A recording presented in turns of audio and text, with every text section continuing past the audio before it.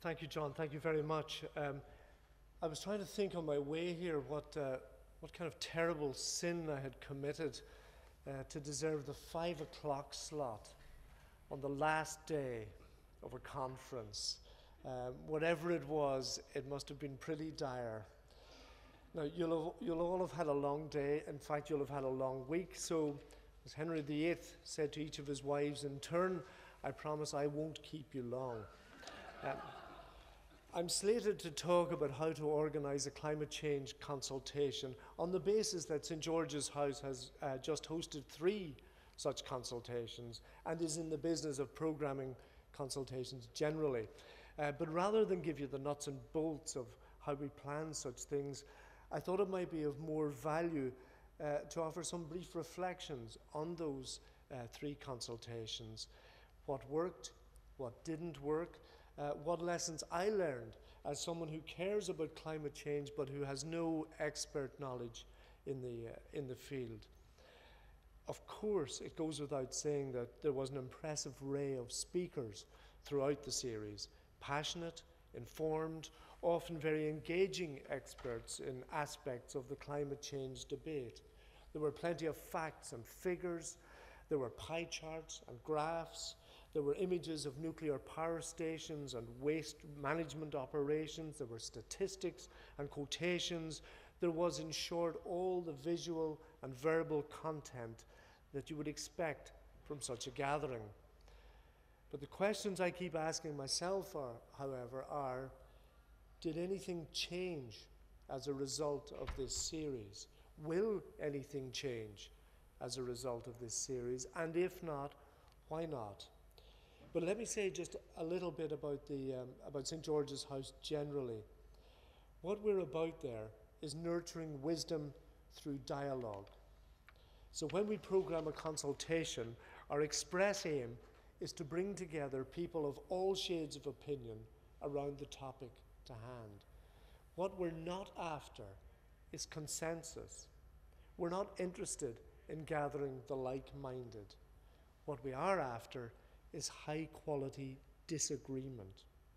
What we try to do is to bring together people who might not ordinarily meet, people who might in fact cross the street to avoid each other outside the walls of Windsor Castle. And we do this because in the special atmosphere that prevails within those walls, we want people to argue cogently and listen carefully. We want them to persuade and be persuaded. We want them to look afresh and forensically at the topic they're discussing. And we want them, almost above all else, to be open to the possibility of changing their mind. That, it seems to me, is the true spirit in which wisdom can properly be nurtured. And that, it seems to me, is the spirit in which you find the beginnings of a possibility of making a real difference for the better in our society. And what a good consultation can offer is very rare in this frenetic age. And it is the time and space to reflect, a safe physical and intellectual space in which to think deeply about a subject, to probe, to question, to test. We're not interested in sound bites or headlines. Views expressed need to be robust, capable of standing up to scrutiny, almost as if it were a contest. Bear in mind that rhetoric was one of the earliest Olympic contests. And wouldn't it be something if in the midst of the forthcoming games here in London, a debate on climate change was one of the contests? You may think that fanciful, but it actually leads me to a serious point. Think about the way the climate change debate is played out at the moment in specialist journals, occasionally on radio and television, in newspapers, but almost always as a standalone issue. Rarely is it something that threads its way through more or less every aspect of our lives. The consultation I'd like to see happen is not on the theory of climate change or the science of climate change. It's much more direct than that. How do we get across the message of climate change? How can climate change be made part and a lasting part of the national conversation? How can we avoid it becoming the preserve of the fanatics? And I use that word in its best sense. So if I learned anything from the series of consultations at St. George's House, it was that the evidence is not in question. The problem is making that evidence digestible. How, for example, do we convince the family on the South London estate who have trouble enough putting food on the table that they have a part to play in turning around the climate change juggernaut? How do we convince the school-run mum that by walking the kids to school 2 days a week rather than driving, she too can begin to make a difference? How do we convince people that this is actually about reinvigorating a sense of altruism? It seems to me that what this is about is acknowledging the fact that we only have a short tenure on this planet and that we must pass it on in better shape than we found it. Which in turn leads me to a further thought about the current approach. At the moment, climate change is disaster-led.